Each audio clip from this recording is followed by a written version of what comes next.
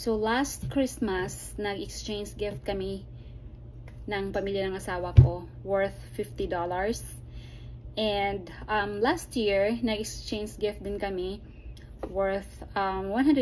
Pero this time, sabi ko, $50 lang yung amount limit namin. So, pero kailangan mong magbigay ng wish list. Example, gusto mo ng kung anong gusto mo na ibigay ng iyong manito or yung nakakuha ng name mo. So, hindi namin alam kung sinong nakakuha kasi bawal sabihin. Charot. So, ang inilagay ko is only Bath and Body Works gift card kasi wala akong ibang maisip kung ano bang gusto ko. Kung ano bang gusto ko sa $50.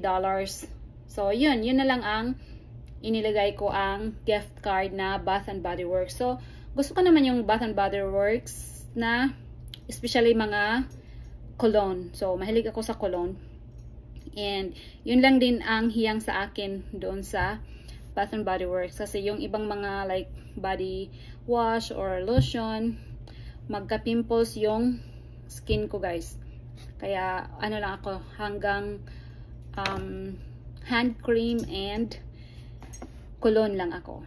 So, ito na guys, ang mga nabili ko for $50 gift card. So, ipakita ko sa inyo kung ano-ano ang aking mga nakukuha sa $50 na gift card. So, ipin-purchase ko agad kasi meron pa silang sale. So, ito na guys, ang mga nabili ko. First, kumuha ko ng Japanese Cherry Blossom. This one, I love this one. Japanese Cherry Blossom, malaki. And I have travel size na mga cologne, iba't ibang ano, smell. So, 5 na iba't ibang smell na ano, cologne or body spray. So, this one is Midnight Blue Citrus. Smells good. And this one, Underwater Oasis.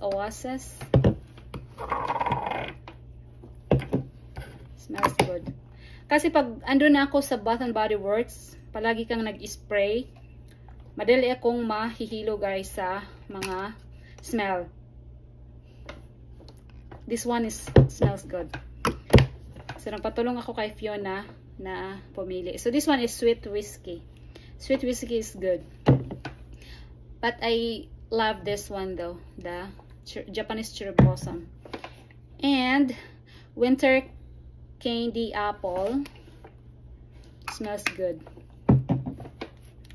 And You're the One. Fiona love this one. So, 5 of this. And without the sale, it cost $8.95 ang isa nito. So, ang malaki is $16.95. So, isang malaki, tapos 5 na maliit. And I also have body cream. Hindi ko alam bakit kumuha ako ng body cream na hindi naman ako gumagamit ng body cream sa Bath and Body Works. Well, anyways, pang gift ba, pang regalo. Ito. So, and I have this one small pineapple mango na antibacterial hand gel. Isa. And I have 5 of the hand cream. Travel size hand cream. Shea butter. Di man ko makalito ko eh. Shea butter again. Ay, champagne toast. This one is Twisted Peppermint. And the other one, Winter Candy Apple. And Wild Sand. And Frosted Coconut Snowball. So, ito ang mga nabili ko for $50 na gift card. So this one, it cost $8.95. Ang mahal pala, no? Ang liit lang. $8.95 a piece without sale. Then I have 5. Without sale, if I have 5, $8.95 times 5. So it's already 40, like 45, almost $45. This one. Just this one. Almost $45. And I also have this one. Is $8.95 also. And this one, $8.95 times 5 is almost $45. So malaki ang na-save ko because I still have this one. So ang nabayaran ko lahat is